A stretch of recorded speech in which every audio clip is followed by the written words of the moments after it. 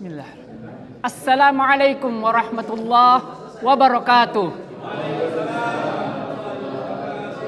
Innal hamdalillah nahmaduhu wa nasta'inu wa nastaghfiruh wa na'udzu billahi min syururi anfusina wa min sayyiati a'malina. Asyhadu an la ilaha illallah wa asyhadu anna Muhammadar Rasulullah. Allahumma shalli ala Muhammad wa ala alihi wa sahbihi ajma'in, amma ba'du. Hadirin yang dirahmati Allah, beberapa saat yang lalu sebuah truk melintas di depan saya.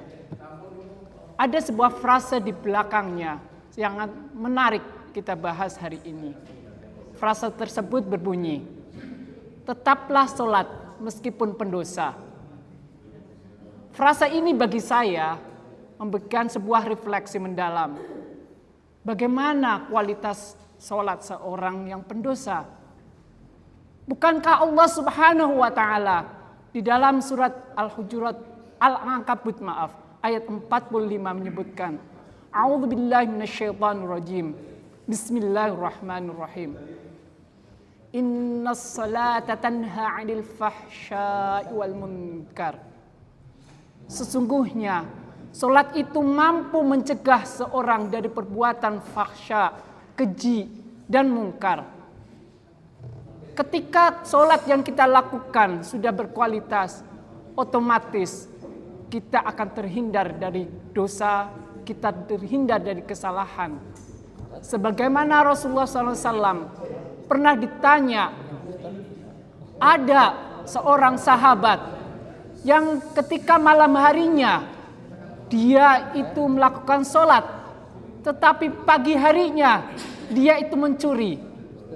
Apa tanggapan Rasulullah waktu itu? Beliau mengatakan, tidak akan mungkin karena sholat akan mencegah dari perbuatan tersebut. Nah, hadirin rahimakumullah. Oleh karena itu, supaya kita terhindar dari dosa, kita harus mengupgrade kualitas sholat kita. Caranya bagaimana? Kita juga harus ingat di dalam surat Al-Mu'minun Allah menyebutkan qad aflahal mu'minun. Sungguh beruntung orang-orang yang beriman. Ada beberapa kategori, di antaranya 2 disebutkan. Alladzina hum fi salatihim khashi'un. Dan yang satunya lagi walladzina hum fi salatihim yuhafizun.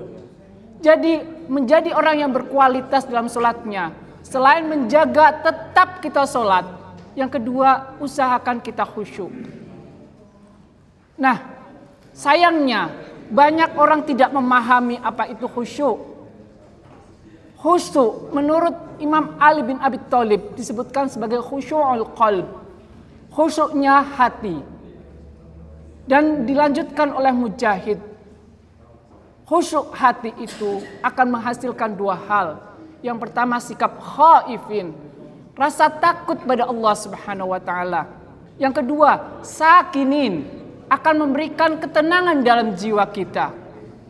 Disinilah letaknya, hadirin rahimakumullah.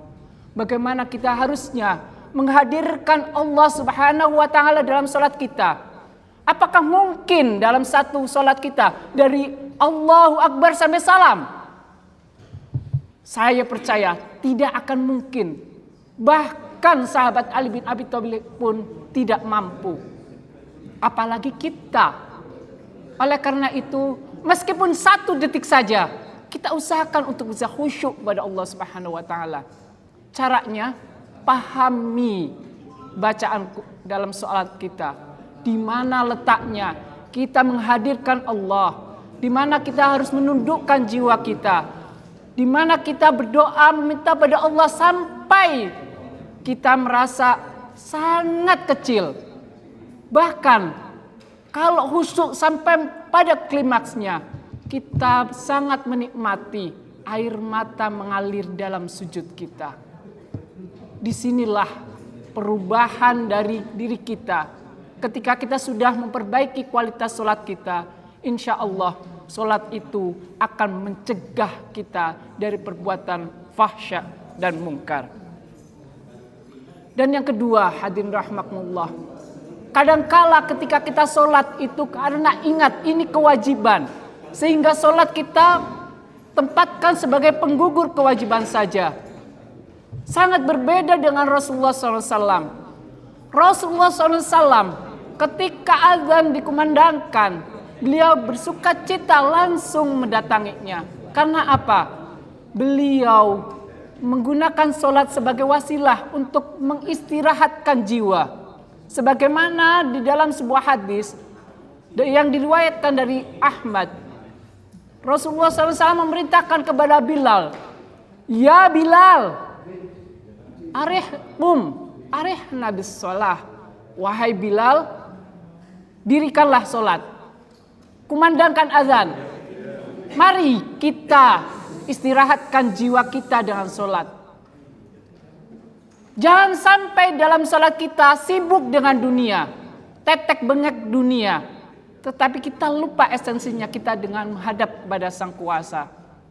Disinilah letaknya kekhusyuan itu perlu menundukkan jiwa kita, membuat kita tidak ada apa-apanya di mata Sang Pencipta. Dan dari situlah kita akan mendapatkan titik di mana sholat itu menggiring kita untuk tidak melakukan dosa, apalagi kesalahan-kesalahan yang mendapatkan murka dari Allah Subhanahu wa taala. Hadirin rahimakumullah.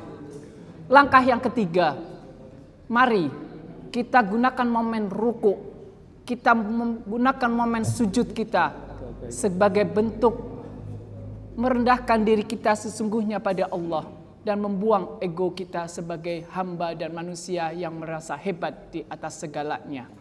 Insya Allah, jika ketiga hal itu bisa kita lakukan, kita akan bisa memperbaiki sholat kita dan sholat kita bisa mencegah dari dosa.